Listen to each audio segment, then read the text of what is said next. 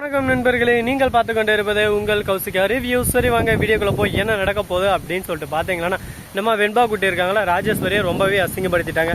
இதனால ராஜேஸ்வரி அந்த சின்ன வாண்டு எலிக்குஞ்சு சைஸ் அது என்ன அசிங்கப்படுத்துதா, பழிக்கு பழி வாங்க விட மாட்டேன், இதுக்கு சரியான அடி சரியான வெளியே நான் தான் காட்ட போகிறேன் அப்படின்னு சொல்லிட்டு முடிவு எடுக்கிறாங்க. இப்போ என்ன பண்ண போகிறாங்க அப்படின்னு சொல்லிட்டு பார்த்தீங்கன்னா, நம்ம விஜய் இருக்கார்ல, அவர் போய் செம்ம டென்ஷன் செம்ம கோத்தில் இருக்கார். போய் அப்படியே சும்மா ஓங்கி அடிச்சா 1.5 டன் வெயிட், பார்க்குறியா பார்க்குறியா பார்க்குறியா அப்படின்ற மாதிரி ஒரு பக்கம் ராஜேஸ்வரியை பொழந்து கட்ட போகிறாரு. எதுக்காக அப்படின்னு சொல்லிட்டு பார்த்தீங்கன்னா, நம்ம ராஜேஸ்வரி மல்லியும் வெண்பாவும் அசிங்கப்படுத்தி அனுப்புனதோட மட்டும் இல்லாமல் பின்னாடியே ஒரு ஆள், அதாவது அந்த பேசின்னு இருந்தாரு, அந்த நபரை அனுப்பிச்சு வைக்கிறாரு. அந்த நபர் நம்ம மல்லிகிட்ட மிஸ்பிஹேவ் பண்ணுறாரு. இதனால மல்லி செம்ம கோவம் அடைஞ்சிடறாரு. அப்படியே கையை முறுக்கி எட்டி உதன்னு உதைக்க ஆரம்பிச்சிடறாங்க. என்ன பண்ணுறது ஏது பண்ணுறது சொல்லிட்டு தெரியாமல் ஒரு பக்கம் பயத்தில் திக்கு திணறி, ஐயோ என்னை விட்டுருங்க, என்னை விட்டா போதும் அப்படின்னு சொல்லிட்டு அவன் கதறி அடிச்சுன்னு ஓடுறான். ஒரு பக்கம் அதை பார்க்கும்போது நம்மளுக்கு ஆனந்தம் ஆனந்தம் பாடும் மனமாசை ஊஞ்சலிலாடும் அந்த மாதிரி சந்தோஷமா தாங்க இருக்கு. சந்தோஷம் எவ்வளோ நாளைக்கு நீடிக்கும் சொல்லுங்க பார்க்கலாம். வாழ்க்கைன்னா இந்த மாதிரி கஷ்டம் நஷ்டம் துக்கம் துயரம் எல்லாமே வரும். எல்லாத்தையும் நாம தான் ஒரு பக்கம் சகிச்சுக்கிட்டு சரி ஓகே ஏற்றுக்கிட்டு நாம தான் போய் ஆகணும்னு சொல்லிட்டு போகலாம். சரி அந்த மாதிரி எல்லாம் ஒரு பக்கம் போயின்னு இருக்கும்போது மறுபக்கம் என்ன நடக்குதுன்னு சொல்லிட்டு பார்த்தீங்கன்னா, நம்ம வெண்பா இருக்காங்கல்ல, அவங்க இருந்து சிறப்பாக ஒரு செய்கை செஞ்சு விட்டாங்க. அப்படி என்ன செஞ்சு விட்டாங்க அப்படின்னு சொல்லிட்டு பார்த்தீங்கன்னா, விஜய் அந்த ரவுடி பையன் வந்தால அவனை ஒரு பக்கம் தவட்ட மேலே அடின்னு போட்டு, இனிமே எங்கள் அம்மா சைடு வந்தால் வச்சுக்கா செஞ்சு விட்டுருவோம் ஜாக்கிரதை அப்படின்ற மாதிரி திட்டி விட்டு அனுப்பிச்சிடுறாங்க. என்ன சொல்கிறது ஏது பண்ணுறதுன்னு சொல்லிட்டு தெரியாமல் சரியா திக்கு திணறி போய் அந்த இடத்துலேருந்து கிளம்பிடுறான். இதுக்கப்புறம் இங்கே வந்தால் நம்மளும் அவ்வளோதான்டா எப்பா வச்சு செஞ்சு விட்ருவாங்க, இதுக்கப்புறம் அந்த பக்கமே வரக்கூடாது அப்படின்னு சொல்லிட்டு அந்த இடத்த விட்டு காலி பண்ணிடுறான். அது மட்டும் இல்லாமல் நம்ம கௌதம் இருக்கார்ல, அவர் நம்ம விஜய்க்கு ஃபோன் பண்ணுறாரு. மிஸ்டர் விஜய், நம்ம கம்பெனி டீலிங் ஓகே ஆயிடுச்சு, இன்னொரு 2 டேஸில் நம்ம ஒர்க்கை ஸ்டார்ட் பண்ணலாம், வந்துருங்க அப்படின்னு சொல்லிட்டு சொல்கிறாங்க. இந்த நல்ல செய்தியை கேட்டு நம்ம விஜய்க்கு ஒரு பக்கம் சந்தோஷமாக இருந்தாலும் மறுபக்கம் நம்ம மல்லிகிட்ட மிஸ்பிஹேவ் பண்ண நபரை நம்மளால் ஒன்றும் பண்ண முடியல. யார் அவன், ராஜேஸ்வரி தான் கண்டிப்பாக அனுப்பிச்சு வரணும். ராஜேஸ்வரிக்கு ஃபோன் பண்ணுறாரு, ராஜேஸ்வரி ஃபோனே எடுக்கல. எங்கே இருக்காங்கன்னு சொல்லிட்டு பார்த்தா அதே இடத்துக்கு போயிட்டு, இதோ பாருங்க உங்களுக்கு மரியாதை அவ்வளோதான், நம்ம உறவு எல்லாமே கட் ஆயிடுச்சு, நீ அக்காவும் இல்லை நான் உனக்கு தம்பியும் இல்லை, இதுக்கப்புறமும் என் குடும்பத்தை தலையிறது, என் குடும்பத்தை தேவையில்லாமல் நீங்கள் ரொம்பவே இது பண்ணுறது, இந்த மாதிரி தேவையில்லாத வேலைகள் பண்ணியிருந்தீங்கன்னா அதுக்கப்புறம் என்னோட முழு முகத்தை நீங்கள் பார்க்க ஆரம்பிக்குவீங்க. இத்தனை நாள் தம்பியாக பார்த்துட்டு இருந்தீங்க, இதுக்கப்புறம் எதிரியாக பார்த்தீங்கன்னா தாங்க மாட்டீங்க.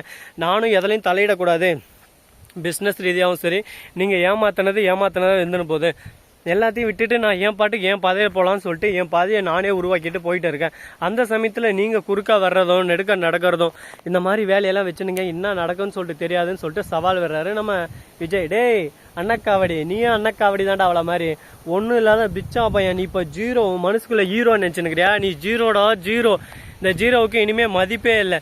உனக்கு மதிப்பு வரணும்னா ஃபஸ்ட்டு இந்த அக்கா கூட நிற்கொண்டா, இந்த அக்கா விட்டு போனால் உனக்கு அவ்வளோ மதிப்பு இல்லை, நீ எப்போவுமே ஜீரோ தான், அந்த ஜீரோவுக்கு இனிமேல் மதிப்பு இல்லை அப்படின்னு சொல்லிட்டு சொல்கிறாங்க. நான் ஜீரோ தான்க்கா, நான் ஜீரோ இல்லைன்னு நான் இப்போ சொல்லலையே, ஆனால் நான் ஹீரோ ஆகிற தருணமும் வரும், அந்த தருணத்தில் உங்களை வச்சு செஞ்சு விட்டுருவேன், ஜாக்கிரதை.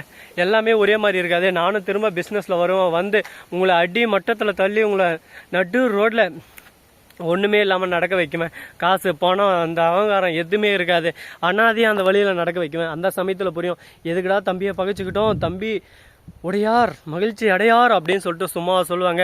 இந்த தம்பியை பகழ்ச்சதுக்கு சிறப்பான தண்டனை உங்களுக்கு கண்டிப்பாக கிடைக்கும், அந்த சமயத்தில் நீங்கள் ரொம்ப ஃபீல் பண்ணுவீங்க அப்படின்னு சொல்லிட்டு சவால் விட்டுன்னு இருக்காரு. என்ன பேசுறது ஏது பேசுறதுன்னு சொல்லிட்டு தெரியாமல் வாயடிச்சு போய் பேச்சடிச்சு போய் சைலண்டாக நின்று இருக்காங்க. இதுக்கப்புறம் என்ன நடக்க போகுது ஏது நடக்க போகுதுன்னு சொல்லிட்டு ஒன்றும் புரியல. ஆனால் வாழ்க்கை ஒரு வட்டங்க, அந்த வட்டத்தில் எந்த நேரத்தில் என்ன வேணாலும் நடக்கலாம். நாம தான் அதில் பார்த்து எந்த ஒரு குழியிலும் உந்துடாமல் இப்போ அனுபவத்தை வச்சுக்கிட்டு நம்ம போனால் நம்ம வாழ்க்கை நல்லா இருக்கும். இல்லைனா நம்ம வாழ்க்கை ஒரே அடியாக சரிஞ்சு போயிருங்க. சரி இதுக்கப்புறம் என்ன பண்ண போகிறோம் ஏது பண்ண போகிறோம் அப்படின்ற விஷயத்தை தான் நம்ம இப்போ பார்க்க வந்திருக்கோம். அது மட்டும் இல்லாமல் நம்ம வெண்பா இருக்காங்கல்ல, அவங்க செம்மங்க, அவங்களெல்லாம் சொல்கிறதுக்கு வார்த்தையே இல்லை. அப்படியே சும்மா தாறு மாறாக ஒரு பக்கம் பிச்சு மேஜன்னு இருக்காங்க. எதுக்காக அப்படின்னு சொல்லிட்டு பார்த்தீங்களன்னா, அவங்க பேசுகிற விதம் சரி எல்லாமே சரி, ஸ்கூலில் போயிட்டு அவங்க தான் ஃபஸ்ட்டுன்ற மாதிரி ஒரு பக்கம் மிரட்டி விட்டுறாங்க எல்லாரும். அப்படியே ஸ்கூல் பசங்களுக்கு ஒரு பக்கம் டாப் டக்கர் டூப்பு டக்குர் ஆகிப்போகுது. டீச்சர்ஸ் எல்லாம் பார்த்து சூப்பர் வெண்பா, இந்த மாதிரி நீ படிச்சிருந்தேன், நீ தான் நல்லா படிக்கிற ஒரு பொண்ணாக வருவே அப்படின்னு சொல்லிட்டு பாராட்டுறாங்க. ஸ்போர்ட்ஸ்லாம் ஃபஸ்ட்டு வராங்க. விஜய் பேரை காப்பாற்றுறதுக்கோசரம் நம்ம வெண்பா பிறந்து வந்திருக்காங்க அப்படின்ற மாதிரி. இப்போ வெண்பா ஒரு சாதனை படிச்சுட்டாங்க. என்ன சாதனை அப்படின்னு சொல்லிட்டு பார்த்தீங்கன்னா, திருக்குறள் இருக்குல்ல, மொத்த திருக்குறளையும், அதாவது மொத்தம்னா 100 திருக்குறளை கரெக்டாக 5 நிமிஷத்தில் 100 திருக்குறளை சொல்லிடுறாங்க. அதே ஒரு உலக சாதனை மாதிரி எடுத்துடுறாங்க. வாவ், எப்படிடா இது சாத்தியமா அப்படின்ற மாதிரி தான் ஒரு பக்கம் ஆச்சரியமா இருக்கு. 100 திருக்குறள் 5 நிமிஷத்துல, பரவாயில்லையே, சின்ன வயசுல இவ்வளோ ஒரு டேலண்டா அப்படின்னு சொல்லிட்டு அந்த ஸ்கூலுக்கு போக வேண்டிய பேர் இந்த ஸ்கூலுக்கு வரப்போகுதுங்க. உடனே அந்த ஸ்கூலில் போட்டி போட்டு வராங்க. ஒரு பக்கம் வெண்பா இந்த ஸ்கூலு தான் இருந்தா, இந்த ஸ்கூலில் தான் போனோம் அப்படி இப்படின்னு சொல்லிட்டு, ஏன்னா அந்த ஸ்கூலுக்கு ஒரு ரிச்சான ஒரு பேர் வரும். இந்த மாதிரியெல்லாம் நாங்கள் பண்ணிட்டு இருக்கோம் அப்படின்னு சொல்லிட்டு நிறைய டெவலப் அந்த மாதிரி பேர் வர்றதால நாம வச்சுக்கணும் அப்படின்னு சொல்லிட்டு முடிவு எடுக்கிறாங்க. ஆனால் இது சாத்தியமா, சாத்தியக்கூறு இருக்கா இல்லையா அப்படின்ற விஷயத்த நாம தான் முடிவு பண்ணி பார்க்கணும். லவ் ஃபெயிலியர் ஆனத்துலேருந்து பாவம் அங்கே பாருங்க, பச்சை குழந்தை என்னுமே சாப்பிடாம பாவம் சோகமாக உட்காந்து இருக்கு.